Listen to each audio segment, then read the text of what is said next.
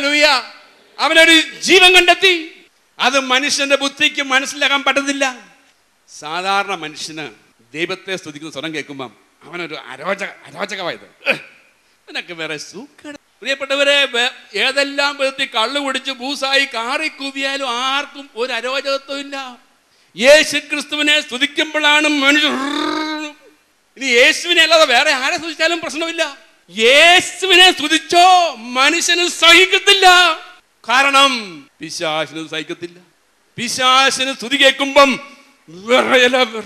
അവൻ വിറയ്ക്കും. പിശാച് കാരണം അവന് പേടിയാ. സ്തുതിപ്പ് ഒരു ആയുധമാണ്, ഒരു ആത്മീയ ആയുധമാണ്. Hallelujah, praise the Lord. എൻ്റെ കണ്ണുകൊണ്ട് കണ്ടതും അനേകര് കണ്ണുകൊണ്ട് കണ്ടിട്ടുള്ളതാണ് ഞാൻ പറയാൻ പോകുന്നത്. വർഷങ്ങൾ മുമ്പ് ബാംഗ്ലൂരിൽ 1500 പേരെ ഞങ്ങൾ ധ്യാനിപ്പിച്ചുകൊണ്ടിരിക്കുമ്പം ഒരു ചെറുവിരൽ പോലും അനക്കാൻ സാധിക്കാത്ത ഒരു വ്യക്തി അവിടെ കിടപ്പുണ്ടായിരുന്നു. തളർവാദ രോഗി വെട്ട്. ചെറുവിരൽ പോലും അനങ്ങത്തില്ല.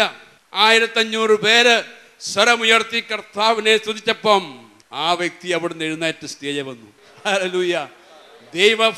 ദൈവത്തെ സ്തുതിക്കുമ്പോൾ ഉള്ള ശക്തി ഈ കണ്ണുകൊണ്ട് ഞാൻ മാത്രമല്ല, എൻ്റെ കൂടെയുള്ള അനേകർ കണ്ടിട്ടുണ്ട്.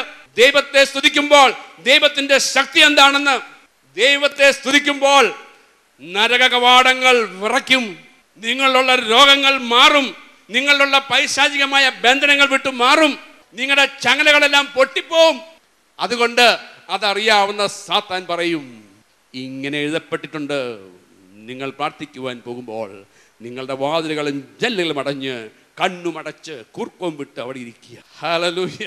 മിണ്ടാ പ്രാണികൾ സ്വർഗരാജ്യത്തിൽ പോയി എന്ത് കാണിക്കുമെന്ന് എനിക്കറിയത്തില്ല. കാരണം അവിടെ ഇടിമുഴക്കം പോലെ സ്തുതിപ്പ. വചനം വായിച്ചാൽ കാണാം, സ്വർഗത്തിലെ ഇടിമുഴക്കം പോലെ സ്തുതിക്കുക. ഇവിടെ ഈ കൂർക്കവും വലിച്ചിരുന്ന അവിടെ ചെല്ലുമ്പോൾ എന്ത് കാണിക്കുമെന്ന് എനിക്കറിയത്തില്ല. ഹല്ലേലൂയ. ഗലാത്യർക്കെഴുതിയ ലേഖനം ഗലാത്യ 5:22 പറയുന്നുണ്ട്, പരിശുദ്ധാത്മാവിന്റെ ഫലങ്ങളിൽ ഒന്നാണ് സന്തോഷം. അത് വായിക്കുന്നില്ല, നിങ്ങൾ വായിച്ചു നോക്കിക്കോളൂ. പരിശുദ്ധാത്മാവിന്റെ ഫലങ്ങള് സ്നേഹം, സമാധാനം, സന്തോഷം, ഒരു ലിസ്റ്റ് ഉണ്ട്. അതിൽ ഇപ്പൊ ഞാൻ പറയുന്നത് സന്തോഷം. പരിശുദ്ധാത്മാവിന്റെ ഒരു ഫലമാണ് സന്തോഷം. നമുക്ക് 1 തെസ്സലോനിക്ക 5 ഇടവിടാതെ പ്രാർത്ഥിക്കുവിൻ. ഇടവിടാതെ പ്രാർത്ഥിക്കുക. എല്ലാ കാര്യങ്ങളിലും നന്ദി പ്രകാശിപ്പിക്കുവിൻ. എല്ലാ കാര്യങ്ങളും നന്ദി പ്രകാശിപ്പിക്കുക. ഇതാണ് യേശുക്രിസ്തുവിൽ നിങ്ങളെ സംബന്ധിച്ചുള്ള ദൈവഹിതം.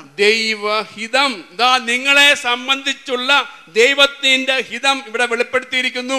ഒന്നുകൂടി എല്ലാവരും ഒന്നായിട്ട് പറയുക, നിങ്ങളെ കുറിച്ചുള്ള ദൈവത്തിന്റെ ഹിതം എന്താണ്? നിങ്ങൾ എപ്പോഴും സന്തോഷിക്കുവിൻ, ഇടപെടാതെ പ്രാർത്ഥിക്കുവിൻ. പിന്നെ എല്ലാ കാര്യങ്ങളിലും നന്ദി പ്രകാശിപ്പിക്കുവിൻ.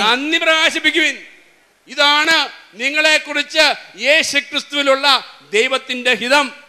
എല്ലാ കാര്യങ്ങളിലും, മഴ പെയ്യുമ്പോഴും മഴ പെയ്യാതിരിക്കുമ്പോഴും, കൃഷിയൊക്കെ നശിക്കുമ്പോഴും കൃഷിയൊക്കെ ധാരാളം ഫലങ്ങൾ തരുമ്പോഴും, സമ്പത്തുള്ളപ്പോഴും ദാരിദ്ര്യമുള്ളപ്പോഴും, രോഗമുള്ളപ്പോഴും ആരോഗ്യമുള്ളപ്പോഴും, ഇതൊന്നും നമ്മളെ ബാധിക്കുന്നില്ല. ആൾക്കാർ നമ്മളെ തിരസ്കരിക്കുമ്പോഴും ആൾക്കാർ നമ്മളെ പ്രശംസിക്കുമ്പോഴും, ആരും തിരിഞ്ഞു നോക്കാതിരിക്കുമ്പോഴും എല്ലാവരും പൊക്കിക്കൊണ്ട് നടക്കുമ്പോഴും ഇടപെടാതെ സ്തുതിക്കുവിൻ.